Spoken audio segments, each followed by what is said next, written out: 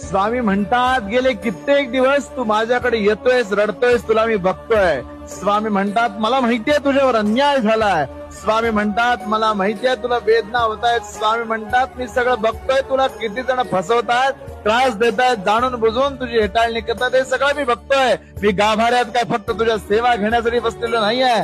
मी गाभाऱ्यात काय फक्त तुझी व्रत पारायण अनुष्ठान बघण्यासाठी बसलेलो नाहीये. तर मी जेव्हा न्यायदानाला उतरेन, जेव्हा मी न्याय करता होईन, त्या दिवशी या कुणाची धडकत नाही हे लक्षात ठेव. ज्या दिवशी मी न्याय करतो त्या दिवशी तुझ्या चेहऱ्यावर आपोआप आनंद उमलेल, हे आयुष्यभर लक्षात ठेव.